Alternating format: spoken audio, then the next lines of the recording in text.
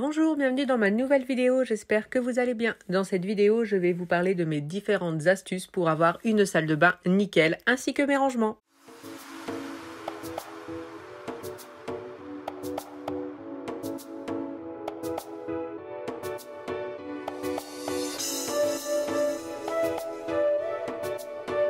Allons voir comment nettoyer les miroirs correctement et simplement malgré les traces de dentifrice qu'il y a un petit peu partout. Nettoyer tout ce qui est miroir et même les fenêtres, j'utilise donc un mélange d'eau chaude et moitié alcool ménager. Donc je prends effectivement, donc c'est de l'alcool ménager que vous pouvez voir ici. On me demande souvent où je le trouve. Tout simplement au rayon bricolage de mon Intermarché. Souvent c'est au rayon voiture même où il y a les essuie-glaces et en tête de rayon, il y a tout ce qui est alcool ménager, vinaigre ménager, ce genre de choses. Donc voici le mélange que j'utilise pour le miroir. Et pour nettoyer le miroir, bien sûr, j'utilise également une microfibre.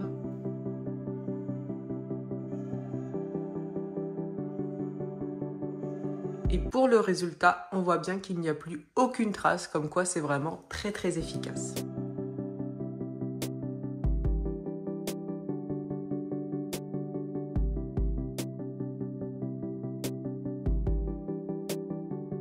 Dans cette vidéo, je vais donc vous parler de mes astuces nettoyage, mais aussi des rangements que j'utilise.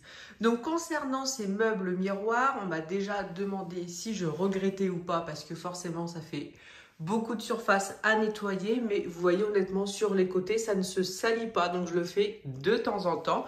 Je ne m'occupe vraiment que de la partie qu'il y a devant. Et concernant la capacité qu'il y a à l'intérieur du meuble, il y a vraiment énormément de place. Donc là pour Jules, c'est pas rentabilisé parce qu'il est petit, il n'y a pas encore vraiment accès, donc il y a juste tous ces dentifrices. Mais c'est vraiment un gain de place très important dans le sens où on peut vraiment mettre beaucoup de choses. Dans celui de Floriane, c'est vraiment beaucoup plus flagrant. Donc vous pouvez voir tout ce qu'elle met à l'intérieur, ça évite d'avoir des meubles supplémentaires dans la salle de bain. Donc on les avait eu à Leroy Merlin et franchement je n'ai aucun regret sur ces meubles. Concernant le nettoyage du lavabo, c'est forcément à faire régulièrement, ça se salit très très vite. Mais avant de commencer à le nettoyer, je prends un petit peu de papier toilette, je vais passer rapidement dessus pour enlever tous les cheveux, sinon après ça reste collé à la microfibre et vraiment ce n'est pas agréable.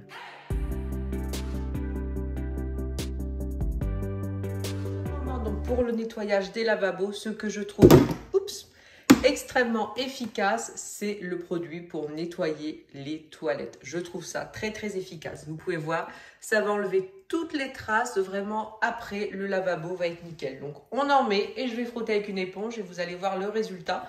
J'en mets même sur la robinetterie. C'est vraiment parfait.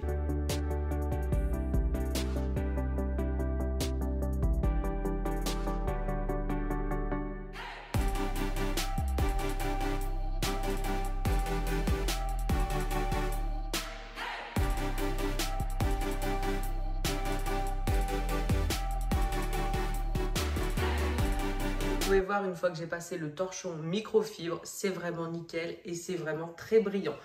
Pour l'instant, comparé aux produits que j'utilisais avant, c'est vraiment ça qui fait ce rendu le plus brillant et franchement, c'est super efficace.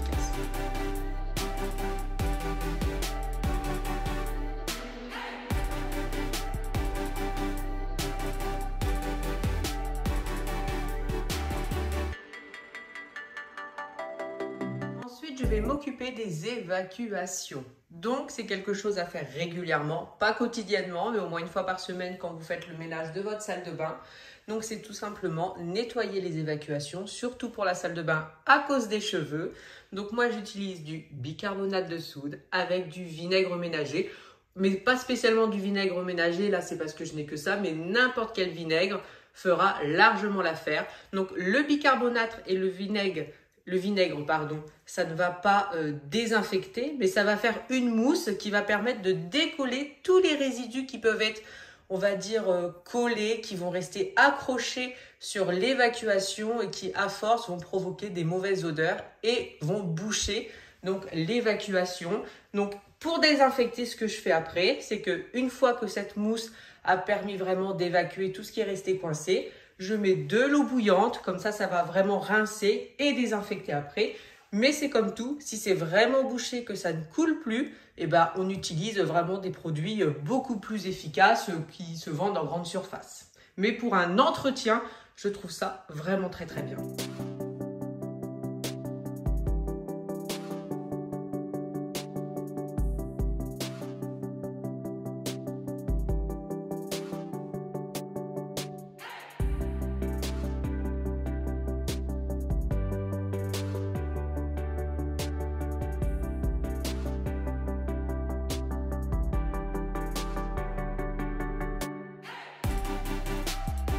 Ensuite, nous allons voir pour le nettoyage de tout ce qui se trouve sur les lavabos.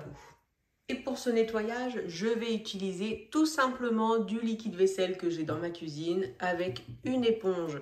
Car les gobelets qui servent pour se rincer les dents, je ne peux pas les nettoyer avec un produit de type désinfectant parce que c'est directement mis à la bouche. Donc comme ça, tout ce qui est sur les lavabos, c'est nettoyé comme si c'était de la vaisselle ordinaire.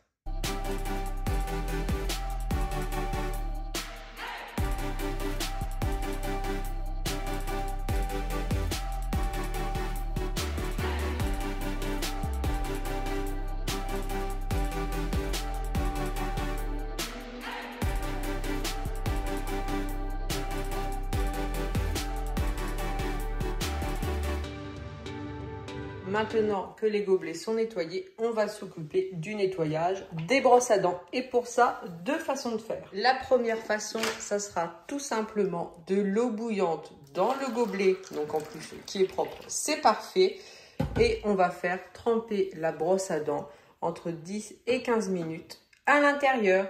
Et concernant la deuxième façon de nettoyer les brosses à dents, donc nous, c'est des brosses à dents de la marque Oclean.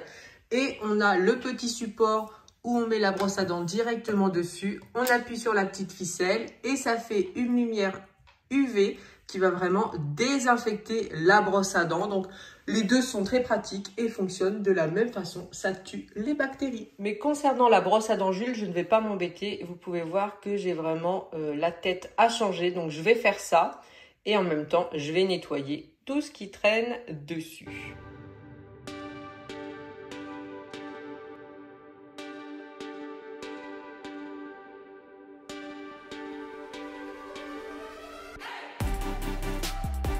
La brosse à dents des enfants, c'est la brosse à dents de la marque Oclean. Donc là pour Jules, je viens de changer la tête parce que voilà, il était plus que temps de la changer.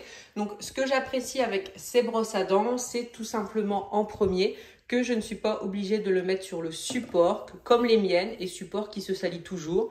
Là, c'est une charge qui dure 30 jours, donc c'est vrai que je ne suis pas embêtée à devoir le laisser sur le support tout le temps. Je vous montre le petit appareil pour charger, donc c'est celui-là.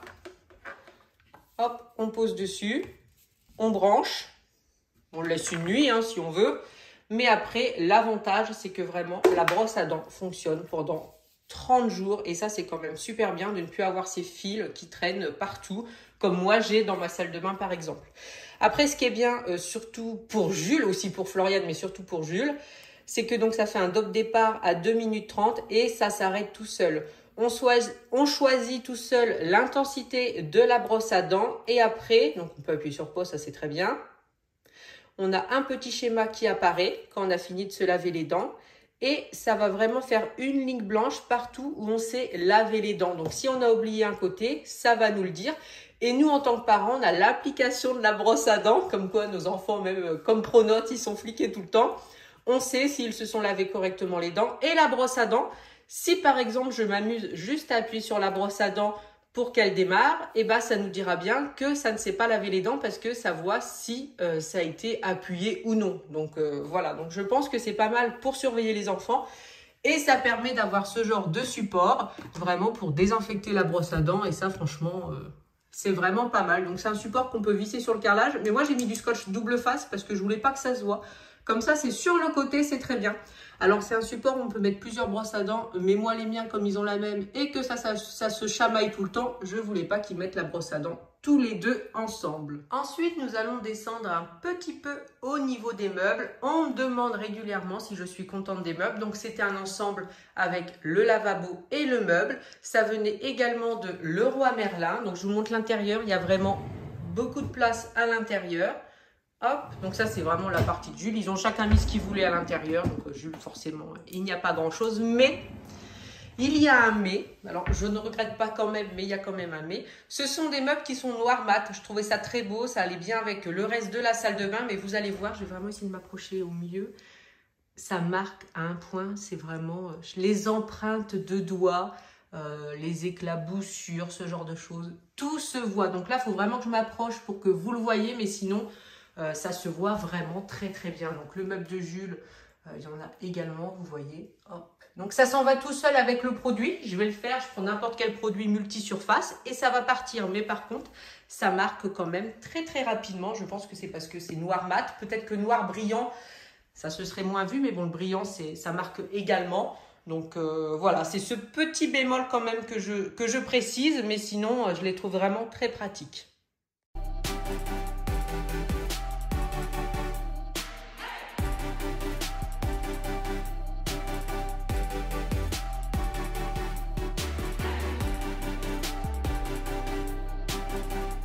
Vous pouvez voir que maintenant, hop, je zoome un petit peu mieux, il n'y a plus aucune trace.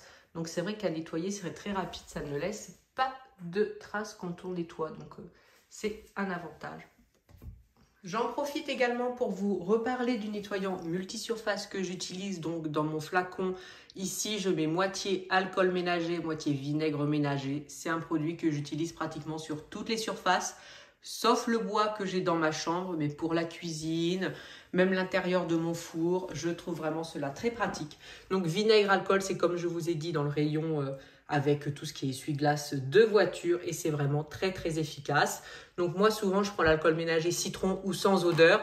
Il y a d'autres odeurs comme la framboise, tout ça, mais je trouve vraiment que c'est écœurant. Donc après c'est chacun ses goûts. Mais voilà les produits que j'utilise. Maintenant, direction la baignoire et je vais vous expliquer comment je l'entretiens. Je peux déjà vous dire que c'est une baignoire que j'ai eue chez Brico Dépôt, baignoire tout à fait ordinaire. Pareil pour tout ce qui est pommeau de douche, ça vient de Brico Dépôt. Le pare-douche vient également de Brico Dépôt. On voulait quelque chose de fixe pour être sûr que l'eau ne coule pas. Donc ça tient au mur, à la baignoire. Donc ça, il n'y a pas de souci, c'est vraiment très très bien.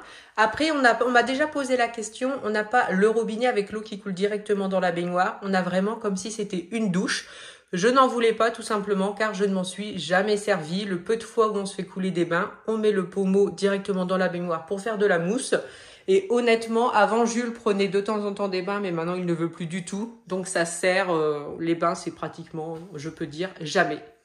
Voici le produit qui me permet de garder une baignoire propre, donc du gel vinaigré. Je vous en ai déjà parlé. J'en mets au niveau du tour de la baignoire, ici, et j'en mets aussi au niveau de la robinetterie. Et c'est vraiment très, très, très, très efficace. Vous pouvez voir, la salle de bain n'est pas vieille, mais vraiment, je n'ai aucune trace. C'est vraiment ce qu'il y a de mieux. Concernant la paroi de douche, c'est vraiment quelque chose à faire régulièrement. Je ne sais pas si on va réussir à voir les traces parce qu'il y en a. Voilà, là on voit, hop, voilà, on voit bien. Donc c'est des traces de calcaire, de gouttes qui ont séché parce que c'est vrai que j'ai pas encore acheté de raclette pour qu'on passe la raclette quand on a terminé. Mais c'est surtout beaucoup de produits. Vous voyez là, c'est une goutte de shampoing ou je sais pas. Et donc c'est surtout ça à nettoyer. Pour nettoyer le pare-douche, ce que j'ai trouvé de plus efficace, donc c'est un produit anti-calcaire, mais honnêtement, je vous montre celui-là car c'est celui que j'ai en ce moment, mais à chaque fois que je change de marque, ça suffit largement. Cette petite raclette, donc je vais frotter avec ce côté qui va faire comme une éponge et après je vais racler ici et c'est vraiment très efficace. Tout part rapidement parce que malgré qu'il y ait pas mal de traces, ce sont des traces récentes, c'est vraiment quelque chose que je fais régulièrement.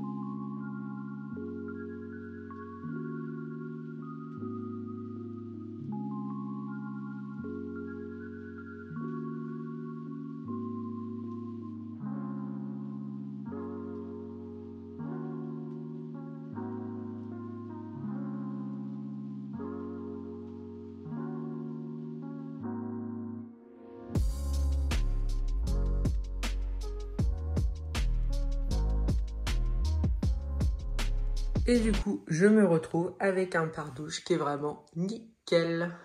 Donc on peut voir, il n'y a plus aucune trace. Je vous repartage quand même une astuce que j'avais déjà partagée concernant les étagères qui tiennent à ventouse. Elles n'ont jamais bougé. Je les avais eues à la foire fouille. Et donc j'ai mis du silicone dans les ventouses. J'ai appuyé légèrement dessus.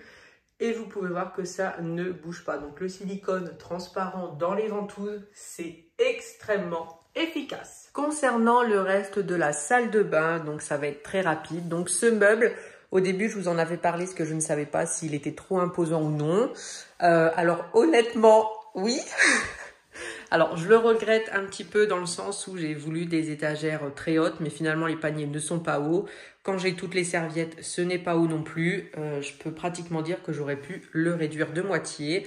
Et là, ce que je voudrais, donc c'est un meuble Ikea, vous savez, qui est assez grand, qui doit arriver là. Il est blanc, donc blanc, ça ira très bien, c'est à côté des toilettes. Il y a des tiroirs. Donc, c'est pas au niveau des poussières, parce que les serviettes, voilà, ils en changent régulièrement, donc ça n'a pas le temps d'être poussiéreux. Mais ça serait moins imposant, mais c'est comme tout. On vient de faire ce meuble, il a été peint, voilà, ça a coûté un petit peu de sous quand même. Donc avant d'acheter un nouveau meuble, on va attendre un petit moment, mais ça finira comme ça avec un nouveau meuble. Après, concernant, donc là c'est tout ce qui est panier sèche-cheveux et produits ménagers. Les petites choses dont je voulais parler, ce petit, on va dire, dévidoir avec aussi pour stocker le papier toilette, je le trouve extrêmement pratique. C'est vraiment jusqu'à présent le plus pratique que j'ai eu. Je l'ai eu à la foire fouille aussi. Et je le trouve très très bien. Je regrette un petit peu la brosse WC. J'avais voulu prendre ça parce que c'était noir. Ça faisait un peu déco. Je ne sais plus si c'était Auchan ou la foire fouille. Je regrette un peu. En ce moment, je tombe sur pas mal de pubs, on va dire. Où maintenant, on peut avoir des brosses WC qui peuvent carrément se mettre au mur pour passer en dessous quand on veut passer l'aspirateur. Donc, je pense que plus tard, c'est ce que je mettrai dans la salle de bain. Donc, voici concernant mon petit tour de la salle de bain. Je vous remercie et à bientôt.